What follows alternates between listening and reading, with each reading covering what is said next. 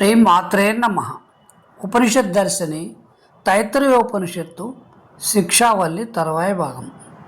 క్రితం భాగంలో స్నాతకోపన్యాసంలో గురువు శిష్యునితో, నాయన, నువ్వు సత్యసంధతతో జీవించు, ధర్మాన్ని అనుష్ఠించు, నేర్చుకున్న విద్యను నిర్లక్ష్యం చేయకుండా మననం చేసుకుంటూ శిష్యులకు విద్యాదానం చేయి, ఆచార్యుడికి ఇష్టమైన గురుదక్షిణ నువ్వు, వివాహం చేసుకొని పిల్లలను కని వంశం విచ్ఛిన్నం కాకుండా కొనసాగించు, సత్యాన్ని ధర్మాన్ని వీడకు, మంగళకరమైన కర్మలను తప్పకుండా ఆచరించు, దేవతలకు పితృదేవతలకు చేయవలసిన కార్యాలను అప్రమత్తతంతో నిర్వహించు, తల్లిని తండ్రిని గురువును అతిథిని దైవాలుగా భావించు, దానం చేసే విషయంలోనూ శ్రద్ధతో తమ శక్తి మేరకు వినయంగా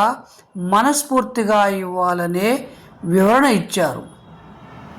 ఇదే విధంగా శిక్షావళిలో అంతా గురు శిష్య సంబంధాన్ని మెరుగుపరిచే విషయాలే చర్చించబడ్డాయి. ఈ శిక్షావళి శం నో మిత్ర శం వరుణ అనే శాంతి మంత్రంతో మొదలైంది. చివరి మంత్రం మళ్ళీ శం నో మిత్రతో ముగుస్తుంది.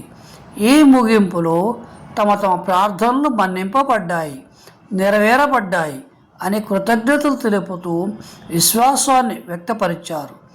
ఇంకా ఆనందవల్లి సహనావతు సహనం భునక్తు అనే శాంతి మంత్రంతో మొదలవుతుంది. వచ్చే భాగంలో సశేషం.